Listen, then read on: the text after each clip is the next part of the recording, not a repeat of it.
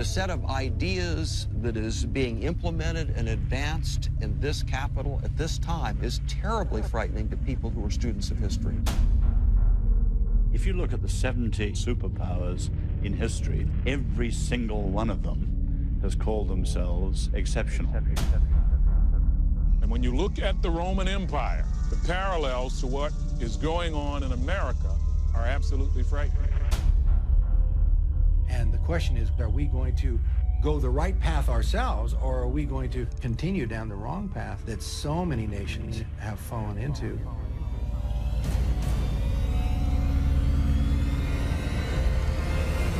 Everybody's telling me the world's going to hell. Economically, we're $14 trillion in debt as a nation. Morally, the family is falling apart. Divorce, teenage pregnancy, teenage suicide, drugs, alcohol. You go down to a local high school, and what was once morally unthinkable, that was shameful, is now not only normal, it's celebrated. Spiritually, we used to be proud of our motto as a country, "In God we trust." Now teachers are afraid they're breaking the law if they say that in school. When I look around and I examine the fruit that's hanging on the tree of this country, it's rotting. And when I dig down and examine the root, I find out it's actually worse than I even thought it was.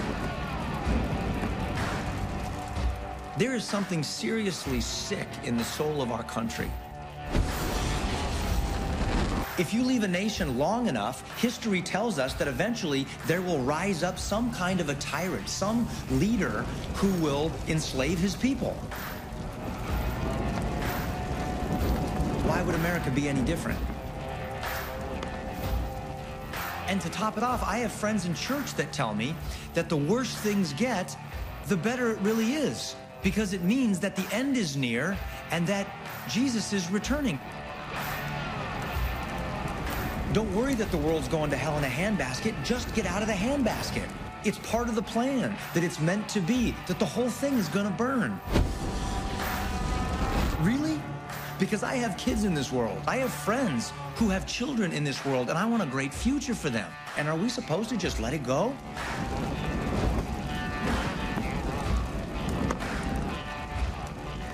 But if we just take our hands off the wheel and let it fall off a cliff, aren't we creating a self-fulfilling prophecy?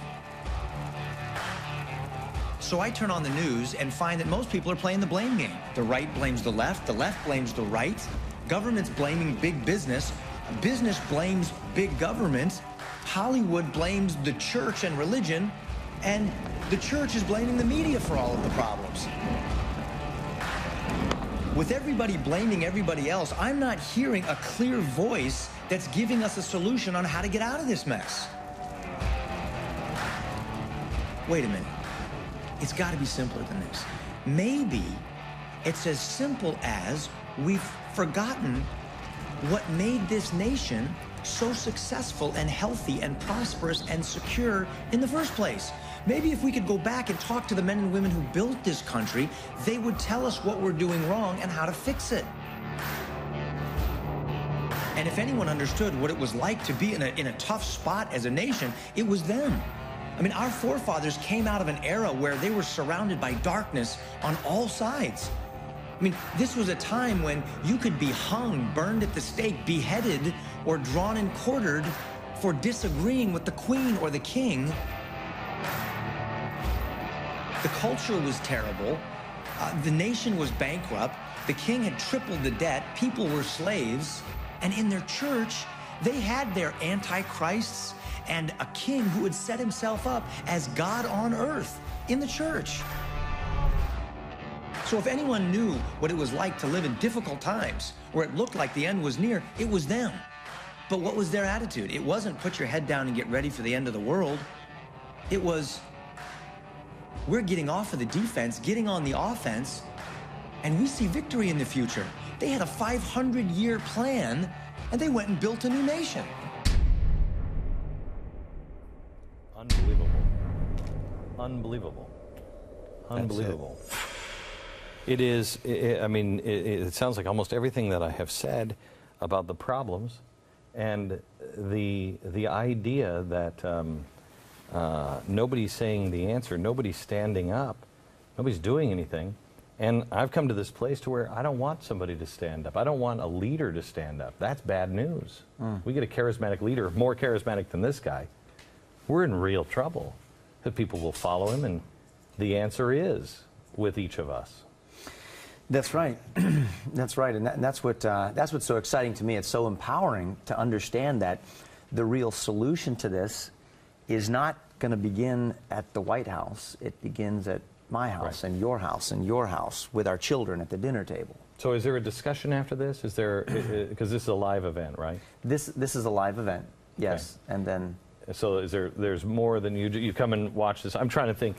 I'm bringing my how old kids? I bring my college kids, bring my high school kids. How old down? How far down? I made this movie in such a way that I knew that my 13-year-old daughter would hold her attention, and that she could understand all of the issues. Okay. We'll be there. So from there, all the way up. We'll be there. I invite you, if you're in the Dallas area, we'll tell you where we'll be, but we'll be at one of the theaters, and you come watch it with us, and we will be there. Fantastic. Exciting stuff that you guys are working on, and I know you're working on much more than this, and you're kind of on the same course that I'm on with a global approach. And I think that I've been looking for an answer, and talking to you off the air today, I think you guys have the answer.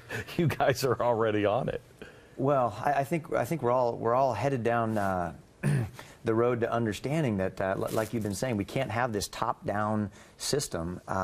That ultimately it's got to start within the heart, and that we've got to be breaking free from the chains that bind us into selfishness and greed and a lust for power and all of this, and begin serving one another. We begin with faith in God. We begin loving our husbands, loving our wives, training up our children, and having a long-term view of doing the right thing over the long haul, and eventually we can begin turning things around. You know history well enough to know no people have ever survived the point where we are right now.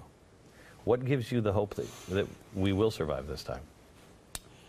Because there has been 5,000 years, and that 5,000 years has not been spent just going down, but actually building a paper trail of freedom that has been building and building and building. And the sacrifice and the suffering of the martyrs from the 1st century to the 20th is building blocks for our future.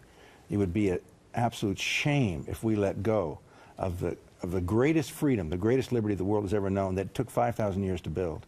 So I believe that the American people, and not just America, but America, because we've had the greatest amount of blessing, to much is given, much is required, that there's going to be a great awakening, Glenn.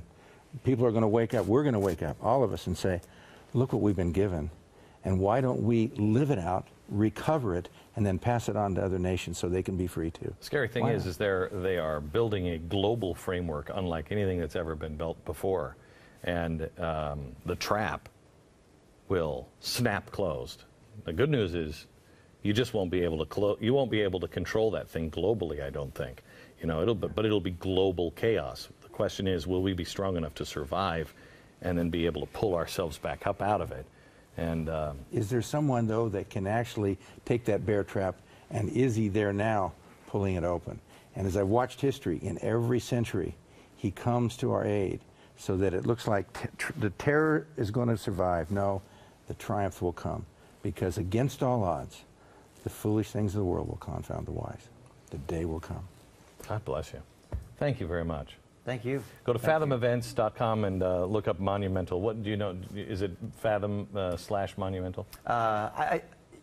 Just go to Fathom. Go to Fathom or go to monumentalmovie.com. Okay, monumentalmovie.com, and find out where it's playing near you, and make sure you make a date with your family to see this live. And if you're in the Dallas area, we'll let you know which one we're going to be at, and we'll watch it together and hopefully save our country. You know, he just said that maybe somebody comes along, and I don't know if this is the guy, but he's one of the guys vying for the job, Rick Santorum. Full hour with Rick Santorum next.